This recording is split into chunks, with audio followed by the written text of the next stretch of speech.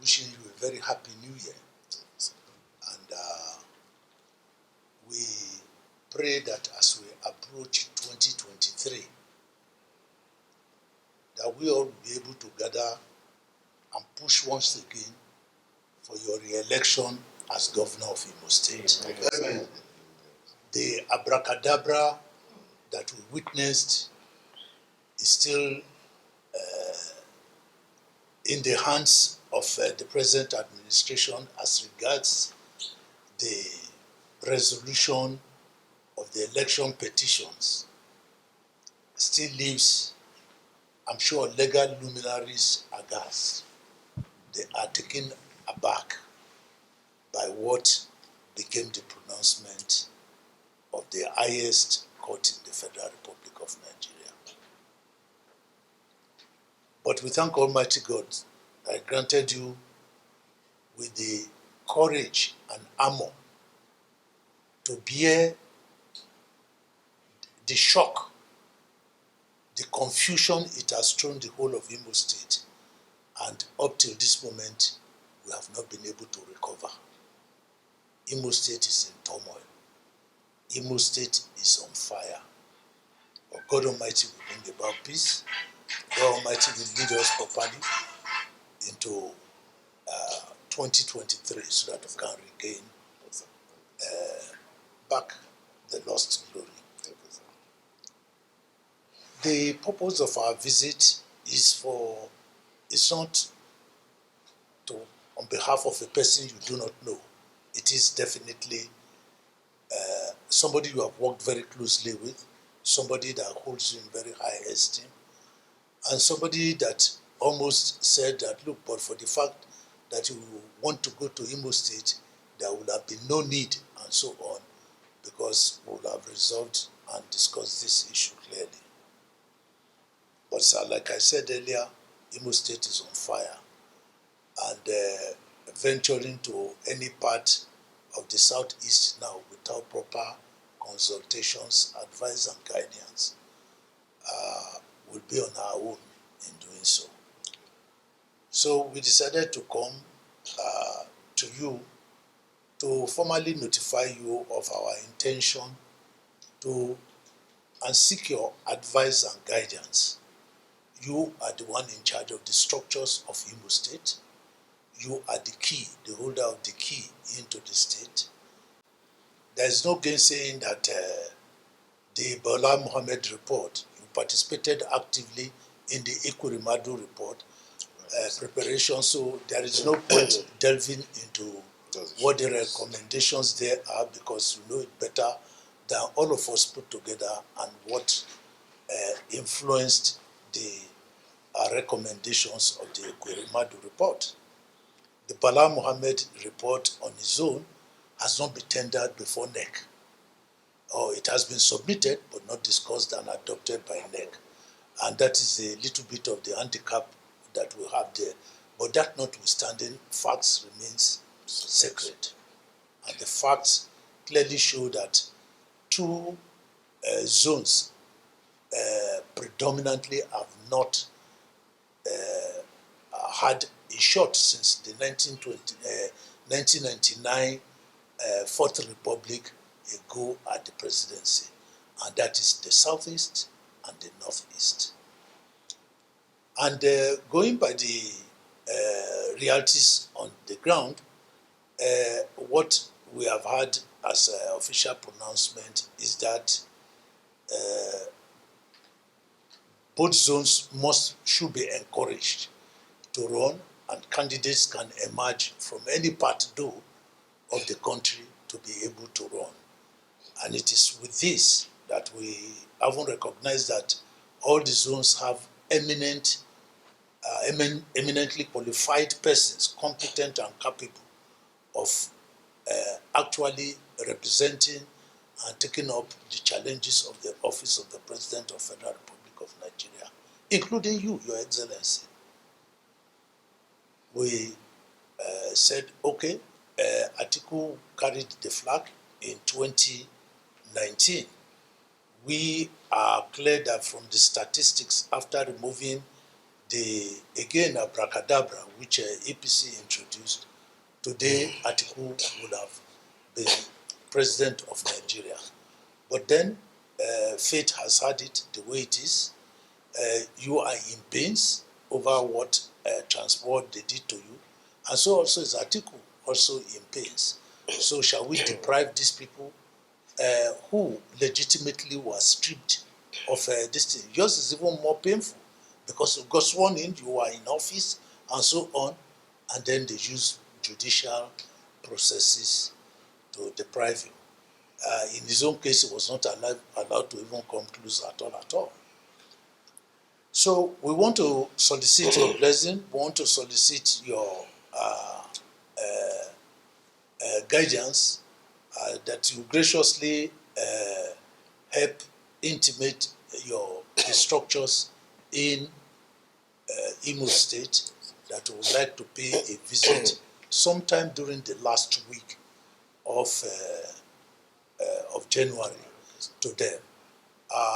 We didn't fix any date as it is because we wanted to clear with you and give you the opportunity to really consult with them, and then we will then from there be able to chart how we are able to move to the other states concurrently. But Imo is definitely the most formidable, the most essential, and the most attractive of the states, and so on, that we thought we'll be able to start from a home ground. So thank you very much for receiving us this afternoon. We again will have to tender unreserved apologies that we kept you waiting for so long because unfortunately the driver... Thank you, High Chief. Respected member of the Board of Trustees of our great party, and members of your delegation who are very well known to me, except for one, whom I'm meeting today. So I would say I appreciate with due sense of humility this respect, this courtesy. So because I say this because if there is any one man that I do not expect to consult me when he's running for election into the office of the president, that one man is Vice President Atiku Abubakar, GCON, who is my boss, a father figure to me, who had desired to serve Nigeria at the highest office. I dare say that he clearly possesses the qualities needed of a Nigerian president that will take our country to desired heights. My relationship with him is well recorded. I cannot lay claim to political successes without positive reference to Vice President Atiku Abubakar. He remains my boss. And sir, in the last primaries of 2018, yes, for circumstances I wasn't on the same course with him. But immediately after the primaries, records will show that, but for P2B, Governor P2B in Anambra State, I do not know of any other Southeastern stakeholder that gave greater commitment and support to Vice President Atiku Abubakar's electoral campaign and success in the Southeast more than myself. The results are there to show. It was important. It was important to use that election to indicate to everybody that for me it's not about talk. Talk is cheap. I am a man who believes more in action.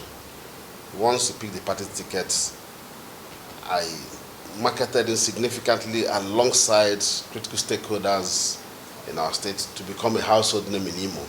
And he was, of course, the preferred candidate in that election. And the result also showed that in spite of what was perceived to be the strength of APC and opposition forces in both ABGA, APC, and AA, the results are clear. In the general election, Vice President Atiku Abubakar won hands down in Imo. And I must say he had a good running mate who also we cherish in our states, and we have a lot of respect for in the Southeast. So it wasn't a very difficult market product to sell, and I would urge you, I appreciate the hard work you put in. I'm also happy with the efforts that your campaign team is putting in. But I must say that for all of us, if everyone who's aspiring to lead Nigeria, using the platform of the PDP, will conduct themselves in the way and manner you've been conducting yourself, I'm sure we're going to have a very smooth primaries election. The sentiments of Nigerians are clearly with the People's Democratic Party, and I'm sure we'll be guided by it. And I'm hopeful that members of our party will be clear-headed enough to use our heads and realize that the election of 2023 is ours to lose. And I do not see why we have to lose that election. The 2019 election, for obvious reasons, you know that I don't want to comment any further about those elections, because the tragedy of justice that we witnessed has only become part of history. And I believe that God, in His infinite wisdom, will reward everyone accordingly. The pains are deep. The pains huge, unimaginable. But I know there is no rest for the wicked. And the wicked must never go unpunished. So, sir, I urge us to remain steadfast as we pursue our cause. And I believe the party will be guided by the desire to elect a candidate that will be generally acceptable to the people, popular enough, strength of character, energetic, and the necessary prerequisites that will give us victory in the upcoming election. The election should not, for me, be about sentiments. The process that led to the emergence of Vice President Atiku Abubakar in the primaries of Port Harcourt, they are clear. Everyone who participated in that process and who was on different sides bought into the result because of the credibility. And I have mentioned to every party member that the credibility of that process can only be a stepping stone. I will work hard to ensure that future primaries will be more credible than the 2018 presidential primaries. I wish you well. Thanks for checking out SYMFONI on YouTube. Please be sure to subscribe and like our videos for updates.